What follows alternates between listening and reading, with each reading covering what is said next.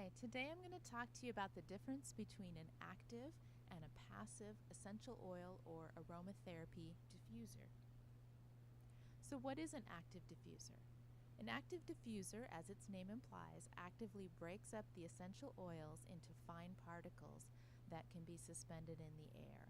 So, examples of these include nebulizers and ultrasonics, and they usually use some sort of air pump or ultrasonic waves to break up the oils.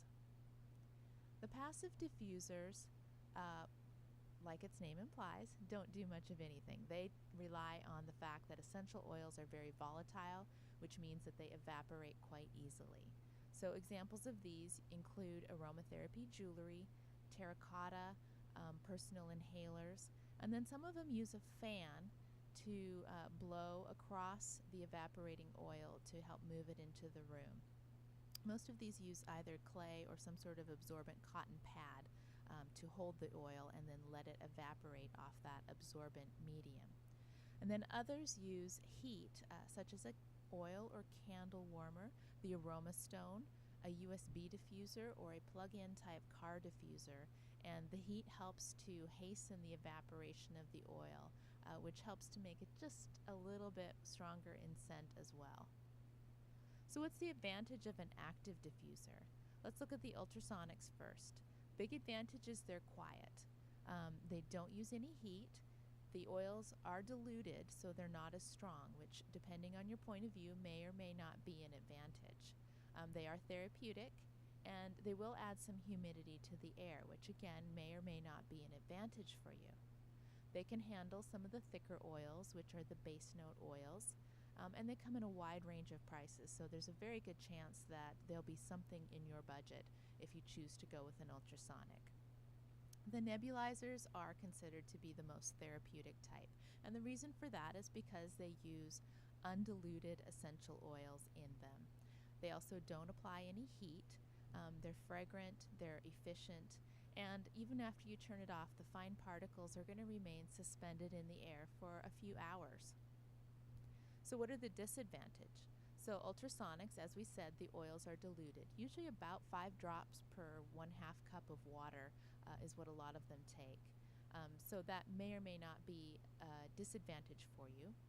Again, if you live in a wet climate, the humidity may be a disadvantage, and they do need a little bit of light cleaning from time to time, usually just wiping them out. The nebulizers, they can't handle any thick oils because it would clog the fine glass tubing in them. Likewise, if you leave an essential oil in there for a few days and some of the lighter parts of the oil evaporate out, you'll be left with a thicker oil in there, and that too can clog the machine. So you need to pay a little bit more attention to cleaning it out periodically and not letting your oils just kind of fester in there in between uses. The biggest disadvantage of them and the biggest complaint is the noise. Because most of them use some sort of aquarium pump, they do have a low hum. But keep in mind that because this type is so concentrated and so therapeutic, you only need to run it 2 to 3 times a day for about 10 minutes in order to get the effect that you need. In fact, any more than that is overkill. So you don't have that noise issue all day long. It's just for a few bursts of time throughout the day.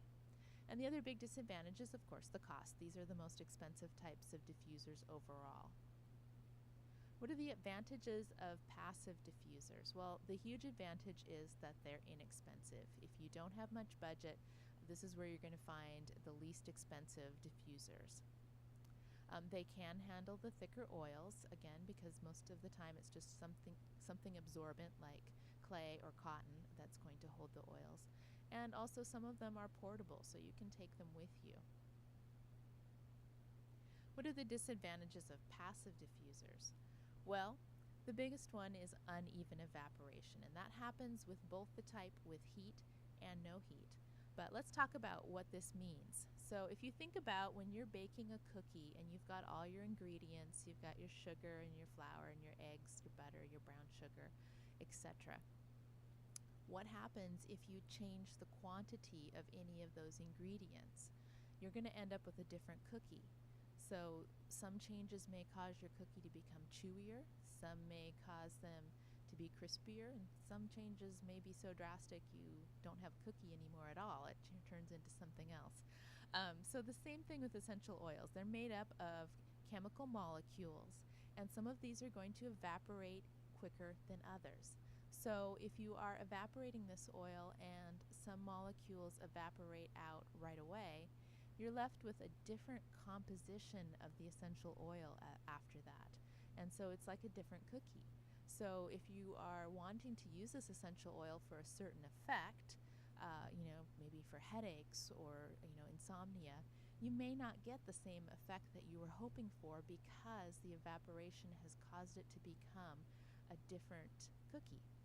So hopefully that makes sense why heat can be a bad thing around essential oils. And speaking of heat, open flames are of course a hazard around children or pets. And then you're going to require some sort of power source or candle with the heat types.